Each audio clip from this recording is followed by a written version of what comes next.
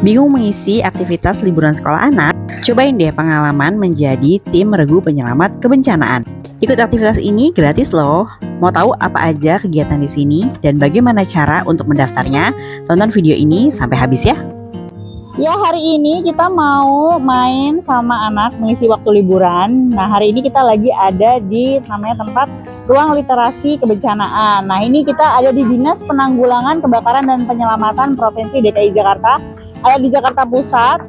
Hari ini kita akan lihat kira-kira anak-anak akan belajar apa sih. Nah, mari kita lihat ya. Ayo dek. Untuk ikut acara ini, kamu tidak bisa go show ya, alias datang langsung. Jadi kamu harus mendaftar terlebih dahulu. Cara daftarnya sudah aku tulis di kolom deskripsi. Kegiatan pertama adalah menjawab pertanyaan seputar bencana. Jadi kita dites dulu nih, seberapa tahu kita tentang bencana. Sebelum nanti akhirnya kita akan belajar di sini. Gak cuma anak-anaknya, tapi orang tua juga bisa belajar tentang bencana di sini. Jadi di sesi pertama ini kita dipisah sama anak-anak. Anak-anak di dalam ruangan, mereka menonton informasi seputar bencana. Sedangkan orang tuanya di sini akan diajari gimana sih caranya menghadapi jika ada bencana. Kita bisa gunakan dengan cara balik kursinya. Yang utama adalah kita lindungi kepala dan leher dulu ya. Gempa. Nah, kira-kira seperti ini. Jadi kita balik kursinya, kita lindungi kepala dan leher kita. Kursinya aman kokoh ya. Gempa. Nah, ini langsung kita masuk kepala kita ke kolom kursinya, kemudian pegang kaki kursinya yang erat.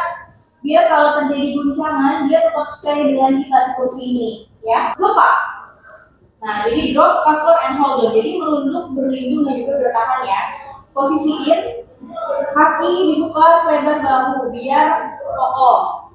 Kalau seperti ini aman ya. Kalau ada guncangan, coba kalau kita tutup, ini nanti akan oleng. Jadi tidak stabil.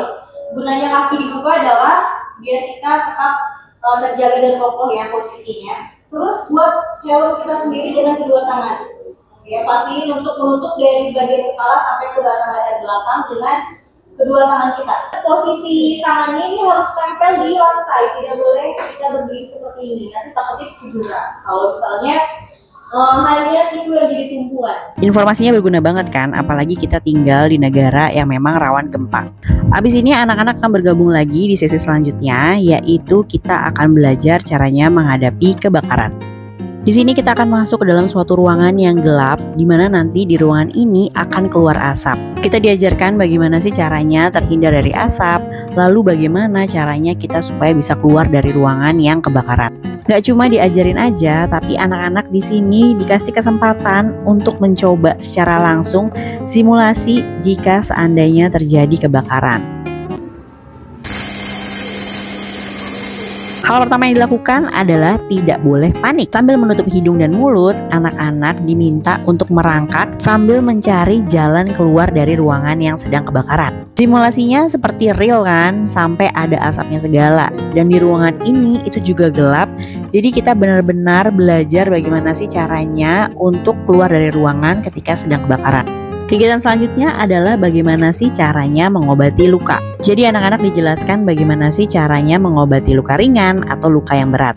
Kenalan juga sama alat-alat yang digunakan untuk mengobati luka. Tapi yang serunya dari sesi ini, anak-anak bisa mencoba VR. Dengan bantuan alat VR, anak-anak jadi bisa merasakan sendiri bagaimana sih caranya menolong orang yang terluka. Sada sendiri juga udah cobain, cuman kayaknya ini terlalu menyeramkan buat dia, jadi ini dia cuma nyobain sebentar aja.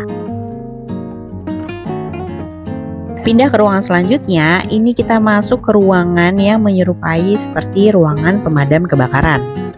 Kalau sebelumnya kita belajar gimana sih caranya keluar dari ruangan yang kebakaran, kalau di sini diajarkan bagaimana sih caranya menggunakan tabung untuk memadamkan api. Karena sebenarnya tabung ini bisa kita temukan ya di berbagai tempat umum. Di sini juga bisa pakai VR. Nah, kalau di sini kita seakan-akan sebagai pemadam kebakaran ya. Jadi sedang menyemprot api supaya padam. Bagian terakhir dan ini juga bagian yang paling menyenangkan kalau menurut aku. Kenapa? Karena di sini anak-anak akan bisa naik ke atas perahu karet. Jadi seakan-akan mereka menolong orang-orang yang sedang kebanjiran. Lengkap dengan rompi keselamatan. Nah, ini semua lagi satu-satu naik ke atas perahu karet. Nah, perahunya goyang-goyang tuh, seakan-akan mereka semua lagi di atas air untuk menyelamatkan korban kebanjiran.